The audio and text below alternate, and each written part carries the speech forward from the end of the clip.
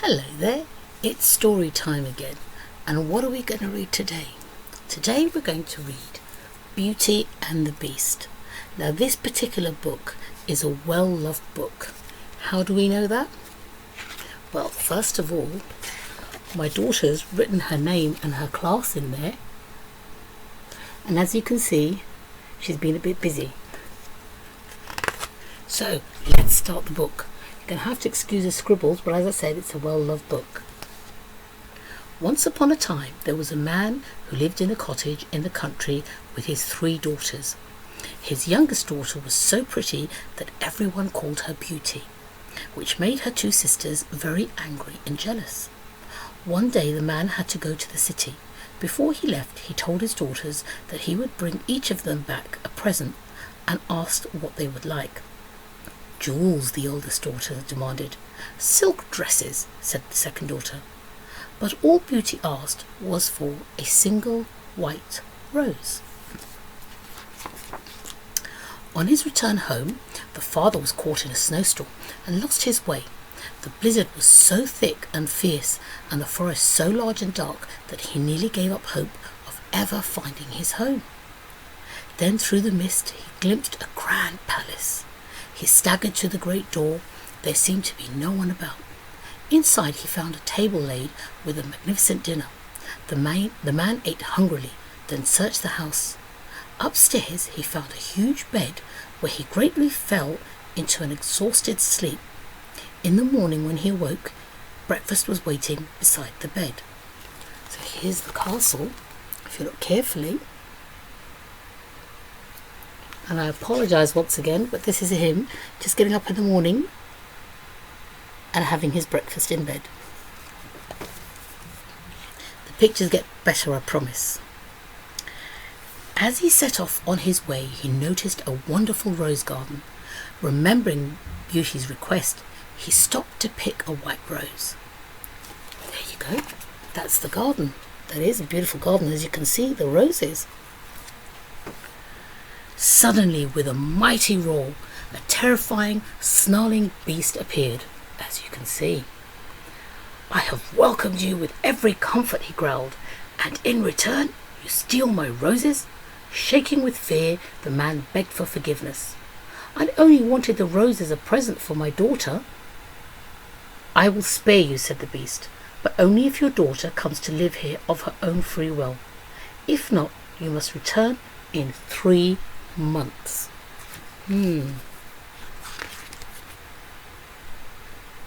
Back home, the man tearfully told his daughters what had happened. To his surprise, Beauty agreed to go.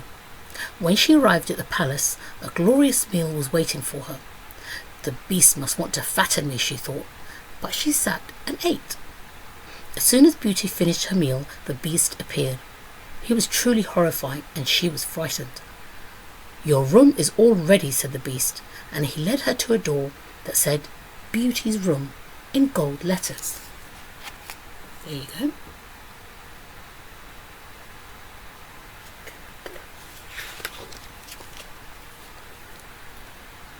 The room was everything Beauty could have wished for. She saw a little piano, beautiful silk dresses, and fresh fragrant roses. On the dressing table was a mirror with these words: If anything you long to see, speak your wish and look in me. I wish I could see my father, said Beauty, and instantly saw her father in the mirror, sitting sadly beside the fire at home. Perhaps the beast doesn't mean to kill me after all, Beauty thought. I wonder what he does want. And if you look here, you can see Beauty, who can see her father in the mirror. The next evening, the beast joined Beauty for supper. Tell me, he said, am I truly horrible to look at? Beauty could not lie. You are, she said, but I know you are very kind-hearted. Then said the beast, will you marry me? Beauty was surprised. She knew he might be angry if she refused, but she couldn't say yes as she didn't love him. No, she said, I will not marry you. The beast sighed so heavily that the walls shook. "Good night then," he said sadly, and he left her to finish her dinner alone.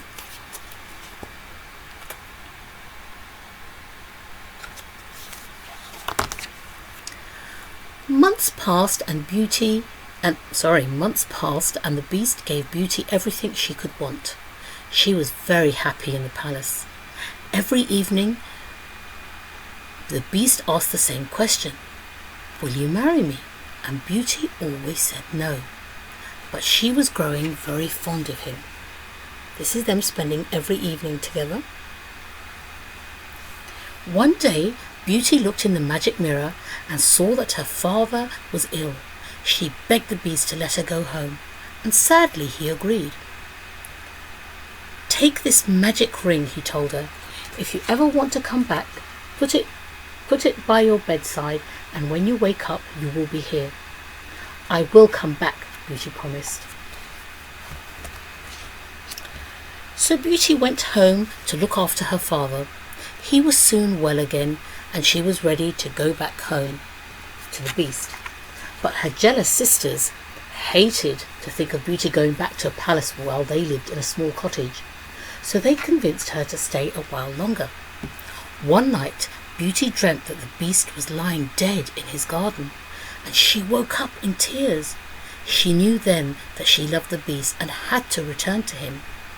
Putting the magic ring by her bedside, Beauty lay down again and closed her eyes.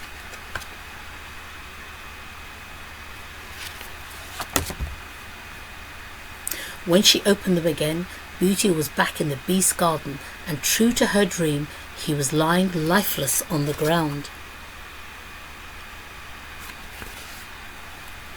"Oh, Beast," she cried, taking him in her arms, "please don't die.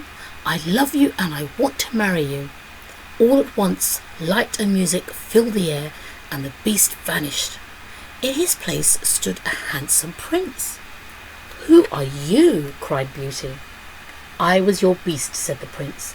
"An evil witch cast a spell on me and turned me into that poor animal. The spell could only be broken when a beautiful girl promised to marry me." A few days later they were married, and Beauty's family came to join in the joyous celebrations at the palace. Beauty had never been so happy.